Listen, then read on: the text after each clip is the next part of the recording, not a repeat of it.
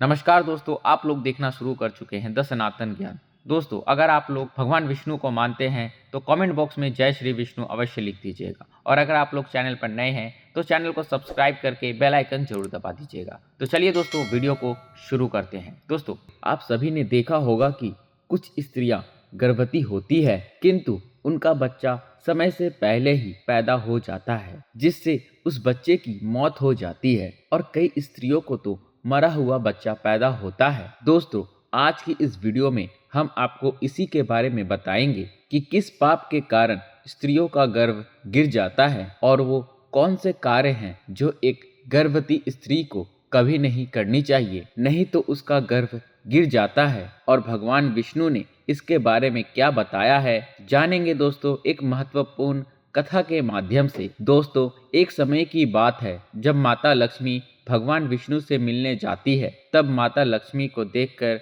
भगवान विष्णु ने कहा, हे देवी, क्या बात, आज आप अचानक मुझसे मिलने क्यों आई हैं? तब माता लक्ष्मी ने कहा, प्रभु, आज जब मैं पृथ्वी लोक पर भ्रमण कर रही थी तब मैंने देखा कि कुछ स्त्रियां गर्भवती तो होती है किंतु समय से पहले ही उनका गर्भ गिर जाता है। प्रभु, इसे देखकर मेरे मन में दो प्रश्न उठ रहे हैं और आज मैं उन्हीं दो प्रश्नों का उत्तर आज आपसे मैं पूछने आई हूँ। तब भगवान विष्णु ने कहा, हे देवी, तुम्हारे मन में जो भी प्रश्न है आप मुझे निश्चिंत होकर बताओ, मैं तुम्हें दोनों प्रश्नों के उत्तर अवश्य ही दूंगा। तब माता लक्ष्मी ने कहा, प्रभु, मेरा पहला प्रश्न ये है कि किस पाप के कारण स्त्रियों का गर्भ गिर जाता है और उस स्त्री के बच्चे की मृत्यु हो जाती है। और मेरा दूसरा प्रश्न ये है कि कौन सी स्त्री के भाग्य में पुत्र की प्राप्ति नहीं होती और वो पूरा जीवन निसंतान रहती है। तब भगवान विष्णु मुस्कुराते हुए बोले, हे देवी, आज आप इन प्रश्नों का उत्तर पूछकर संपूर्ण मानव जाति का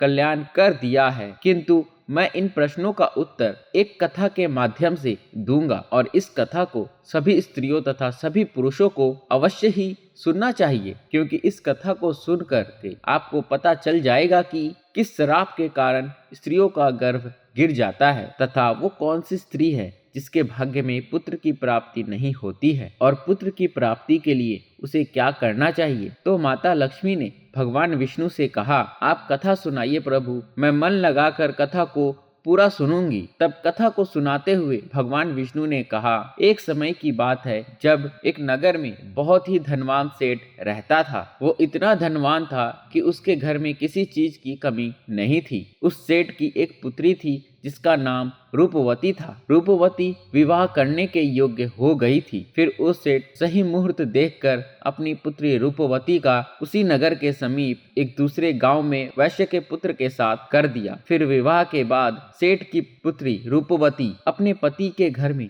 रहने लगती है। वह अपने पति के घर में हंसी खुशी से रहने लगती है और अपने पति से बहुत अधिक प्रेम करने लगती है। रूपवती के सास का नाम सुनंदा था। सुनंदा बहुत ही दुष्ट स्वभाव की थी। रूपवती अपने घर से दहेज में बहुत सारा सोना चांदी लाई थी, इसीलिए सुनंदा अपने बहू का झूठ मूठ का सम्मान करती थी और हमेशा उससे मीठी मीठी बातें करते रहती थी और रूपवती से अपने मायके से कुछ न कुछ लाने को कहा करती थी। रूपवती अपनी सास की बात मानकर अपने पिता से कहकर सोना चांदी, घोड़े, गाय, बैल, अनाज आदि चीजें मंगवाया करते थे और उसके पिता भी मना नहीं करते थे और सभी सामान दे देते थे, जिसके कारण रूपवती के सास उससे बहुत खुश रहती थी। इस तरह रूपवती के सास का लालच दिन प्रतिदिन बढ़ता जा रहा था और वो रूपवती के मायके का सब कुछ हड़पना चाहती थी, क्योंकि उस सेठ का कोई पुत्र नहीं था, इसलिए सारा कुछ रूपवती का ही था। फिर इस तरह काफी दिन तक चलता रहा और उसकी सास अपनी बातों में बहला फुसला कर उसके मायके से सारी सामान मंगा लिया करती थी। लेकिन भोली भाली रूपवती इस बात से अनजान थी कि उसकी सास उसके पिता का सारा कुछ हड़पना चाहती है और रूपवती का पति संजय भी अपनी माँ की ही बात मानता था। इसीलिए उसके घर में रूपवती की सास जो कहती थी वही होता था। उसके घर में सारा काम उसके माँ के कहने से ही होता था। रूपवती और रूपवती का पति संजय दोनों ही सुनंदा का कहना मानते थे, इसीलिए उनके घर में कभी भी कलेश नहीं होता था और सब खुशी पूर्वक रहते थे। इस तरह कुछ साल बीतने के बाद रूपवती गर्भवती हो गई। जब उसकी सास को इस बात का पता चला तो वो बहुत खुश हो गई। उसने तुरंत ही रूपवती के माता पिता को इस बात की सूचना दी और साथ ही बड़ी बड़ी वस्तुओं की मांग की। जब रूपवती के पिता ने इस बात को सुना तो वो भी बहुत ही अधिक प्रसन्न हुए और फिर अगले ही दिन वो मिठाई तथा सोने कंगन, सोने की माला लेकर रूपवती के ससुराल पहुंच गए। रूपवती अपने पिता को देखकर बहुत ही खुश हुई। फिर कुछ समय रूपवती के ससुराल में रुककर उसके पिता घर लौट आए। फिर काफी दिनों तक रूपवती का गर्भ बढ़ता गया और रूपवती का सास उसकी बहुत अच्छी तरह से ख्याल रखने लगी तथा उसे समय समय पर फल फूल खिलाते रहती थी और घर का सारा काम खुद करती थी। रूपवती को कोई भी काम नहीं करने देती थी, इसलिए रूपवती पूरा दिन घर पर आराम करती थी। फिर इस तरह कुछ दिन और बीत गए और फिर एक दिन अचानक ही रूपवती का गर्भ गिर गया, जिससे रूपवती की सास बहुत क्रोधित हो गई और फिर रूपवती को ताना मारते हुए कहने लगी, अरे पापी स्त्री, तूने ऐसे अपने जीवन में कौन सा पाप किया है जिसके कारण जन्म लेने से पहले ही तुम्हारा बच्चा मर गया। पता नहीं क्यों मेरे पुत्र ने तुझ जैसी पापिन स्त्री से विवाह कर लिया था। मेरे बेटे का तो जीवन ही नष्ट हो गया। अपनी बात की यह बात सुनकर रूपवती बहुत ही दुखी होकर कहने लगी, सासू माँ, इसमें मेरा क्या दोष है? मैंने अपने जीवन में कोई पाप नहीं किया है, फिर भी पता नहीं मेरे साथ ऐसा क्यों हो रहा है। फिर उसकी सास कहने लगी, अरे दुष्ट स्त्री, तूने जरूर अपने जीवन में घोर पाप किया है, इसी कारण तेरा गर्भ गिर गया है। फिर कथा को आगे बताते हुए भगवान विष्णु माता लक्ष्मी से कहते हैं, हे देवी, अब कथा को बहुत ध्यान से सुनना, क्योंकि यहीं से आपको पता चलेगा कि किस पाप के कारण स्त्री का गर्भ गिर जाता है। तो माता लक्ष्मी ने कहा, ठीक है। फिर उसी के बाद से रूपवती के सास उसे ताना मारने लगी और घर का सारा काम भी उसी से करवाती थी और खुद कोई भी काम नहीं करती थी। रूपवती की सास उससे इतना काम कराती थी कि रूपवती को अब सही से खाना खाने का भी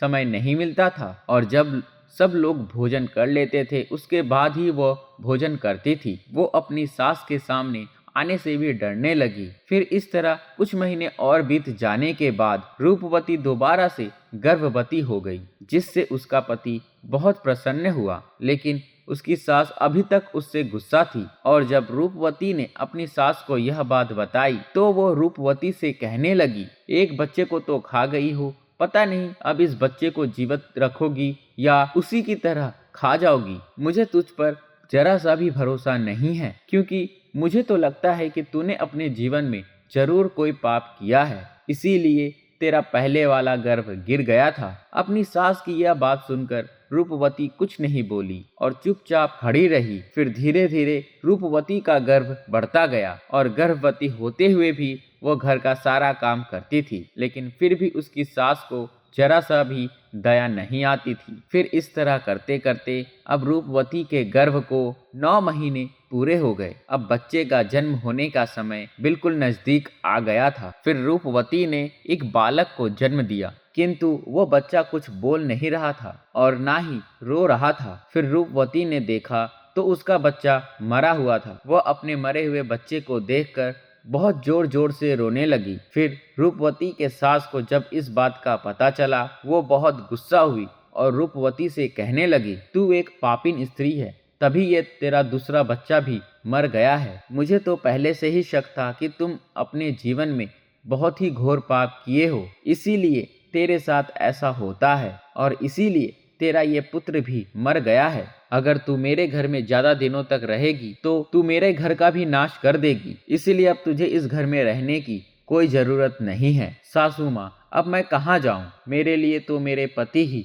सब कुछ है। मैं उन्हें छोड़कर कहीं नहीं जा सकती हूँ। मैं अपने पति से बहुत प्रेम करती हूँ, इसीलिए आप मुझे इस घर से मत निकालिए। मैं घर का सारा काम करूँगी और इसी घर के कोने में पड़ी रहूंगी। आप जो भी काम कहेंगे मैं वो सब कुछ करूंगी, बस आप मुझे अपने घर से मत निकालिए, क्योंकि मैं अपने पति के बिना एक पल भी नहीं रह सकती हूँ। अरे पापिन स्त्री, अगर तू अपनी पति के बिना नहीं रह सकती तो कहीं पे जाकर मर जा, लेकिन अब तुझे मैं इस घर में एक क्षण भी रहने नहीं दूंगी। इतना कहकर रूपवती की सास धक्के मारकर रूपवती को घर से बाहर कर देती है। फिर रूपवती घर के बाहर बैठी रहती है, लेकिन उसके सास ने घर का दरवाजा नहीं खोला। फिर वो घर के बाहर बैठकर अपने मन में सोचने लगी, अब मुझे यहाँ से अपने मायके ही जाना पड़ेगा। फिर इतना सोचकर अब वो अपने मायके चल देती है। फिर रास्ते में एक जंगल पड़ता है। फिर वो जंगल में रास्ते से अपने मायके जा ही रही थी,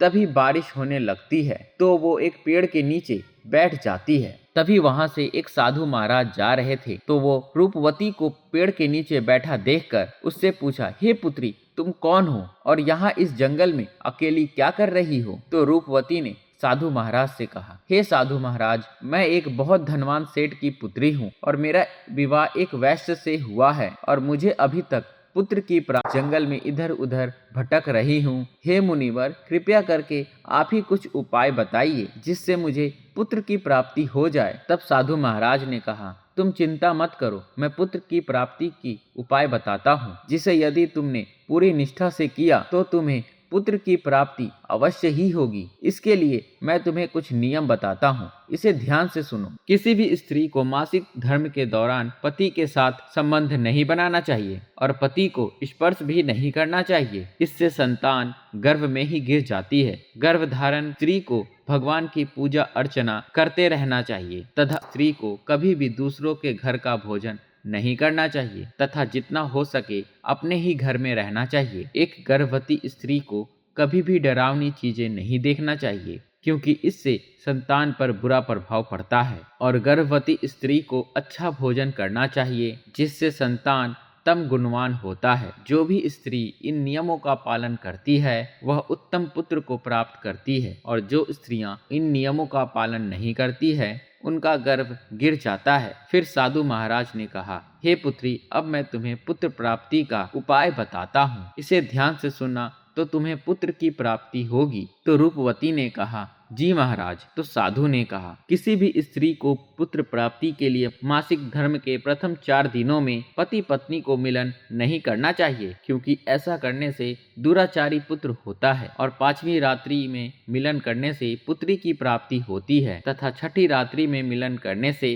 पुत्र रत्न की प्राप्ति होती है। 7वीं रात्रि में मिलन करने से वंध्या पुत्री होती है तथा 8वीं रात्रि में मिलन करने से बलशाली पुत्र की प्राप्ति होती है। 9वीं रात्रि में मिलन करने से सुंदर कन्या की प्राप्ति होती है तथा 10वीं रात्रि में मिलन करने से विद्वान और अति श्रेष्ठ पुत्र की प्राप्ति होती है। 11वीं रात्रि में मिलन करने से सुंदर आचरण वाली कन्या प्राप्त होती है। 12वीं रात्रि में मिलन करने से गुणवान पुत्र होता है। 13वीं रात्रि में मिलन करने से लक्ष्मी स्वरूपा पुत्री होती है और 14वीं रात्रि में मिलन करने से गुणवान बुद्धिमान तथा बलवान पुत्र होता है। इसीलिए तुम इन नियमों का पालन करो तो तुम्हें उत्तम पुत्र की प्राप्ति होगी। इतना कहकर वह साधु महाराज वहां से चले जाते हैं। फिर रूपवती अपने मन में सोचने लगती है, यदि मैं साधु महाराज के बताए गए उपाय के कार्य किया तो मुझे भी पुत्र की प्राप्ति हो जाएगी और मेरी सास मुझसे घर का काम भी नहीं कराएंगी और घर में सभी लोग मेरा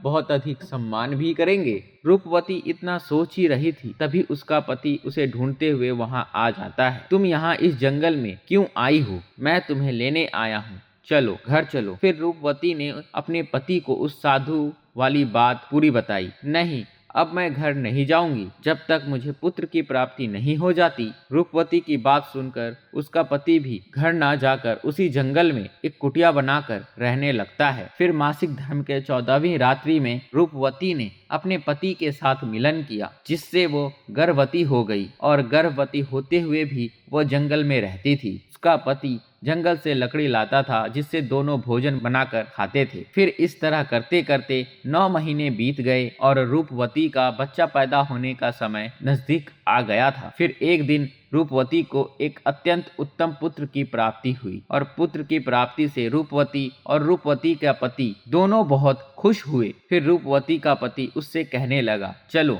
अब हम दोनों घर चलते हैं, क्योंकि माँ ने तुम्हें पुत्र प्राप्ति का ताना देकर ही घर से निकाला था, किंतु अब तो तुम्हें पुत्र की प्राप्ति हो गई है, अब तो वो भी खुश हो जाएंगी। ठीक है, चलो घर चलते हैं। फिर दोनों घर जाते हैं। फिर उसकी सास ने देखा कि रूपवती को तो पुत्र हुआ है। यह देखकर वह बहुत खुश हो गई और रूपवती को कहने लगी, तुझे पुत्र कैसे हुआ? तब रूपवती कहने लगी, जब आपने मुझे घर से निकाला था तब मैं जंगल में चली गई थी और वहां मुझे एक ज्ञानी साधु महाराज मिले थे। उन्होंने मुझे पुत्र प्राप्ति का उपाय बताया था और उसी उपाय से मुझे पुत्र की प्राप्ति हुई है। तो उसकी सास उससे कहने लगी, इसका मतलब वो साधु महाराज बहुत अधिक ज्ञानी हैं। तब तो उन्हें यह भी पता होगा हम लोग धनवान कैसे बन सकते हैं। इसीलिए अब मैं जंगल जाऊंगी और उनसे धनवान होने का उपाय पूछ कर आऊंगी। तब रूपवती ने कहा, नहीं माँ जी, आप वहाँ मत जाइए, क्या पता अब वो साधु महाराज वहाँ पर मिले या ना मिले। तब रूपवती के सास ने कहा, नहीं, मैं तो जाऊंगी और उनसे धनवान होने का उपाय पूछ कर आऊंगी। इतना कहकर उसकी सास जंगल में पहुंच जाती है। तभी उसे एक शेर दिखाई देता है तो वो शेर को देखकर डर जाती है। तभी शेर उसे खाने के लिए आगे बढ़ता है। जैसे ही वह शेर उसे खाने के लिए आगे बढ़ता है तो रूपवती के सास ने उससे कहा, हे सिंहराज, तुम मुझे क्यों खाना चाहते हो? तुम्हें मुझे खाकर क्या मिलेगा? तब शेर बोला, हे पापिन स्त्री, तू बहुत दुष्ट प्रभाव की है, इसीलिए मैं तुझे खा जाऊंगा। इतना कहकर शेर उसे खा जाता है। फिर उसकी मौत हो जाती है और यम के 2 दूत आते हैं और उसे यमलोक ले जाकर यमराज जी के सामने खड़ा कर देते हैं। तभी चित्रगुप्त ने उसके जीवन का लेखा जोखा देखा और उसके जीवन का लेखा जोखा देखकर कहने लगे, हे धर्मराज, इस स्त्री ने तो अपने जीवन में घोर पाप किए हैं। ये स्त्री अपने बहू रानी पर बहुत अत्याचार करती थी और उसके गर्भवती होते हुए भी घर का सारा काम उससे करवाती थी। और तो और जब इसके बहू की पुत्र की मृत्यु हो गई थी तब इसने अपने बहू को धक्के मारकर घर से बाहर निकाल दिया था। चित्रगुप्त की यह बात सुनकर यमराज को उस स्त्री पर बहुत क्रोध आया और उन्होंने दूतों से कहा, इसे नर्क लोक में डाल दो। दोस्तों, भगवान विष्णु अब कथा को आगे बताते हुए माता लक्ष्मी से कहते हैं, हे देवी, इस प्रकार उसके सास को उसके किए की सजा मिल गई और रूपवती ने गर्भ धारण के नियमों का पालन किया जिससे उसको उत्तम संतान की प्राप्ति हुई। इसीलिए कोई भी स्त्री उस साधु द्वारा बताई गई बातों को अनुसार कार्य करेगी तो उसे भी पुत्र की प्राप्ति अवश्य ही होगी। तब माता लक्ष्मी ने कहा, प्रभु, वो कौन सी स्त्रियां हैं जिनके भाग्य में पुत्र की प्राप्ति नहीं होती है और वो अपने जीवन में ऐसा कौन सा पाप करती हैं जिसके कारण उन्हें पुत्र की प्राप्ति नहीं होती है और पुत्र प्राप्ति के लिए उन स्त्रियों को क्या करना चाहिए?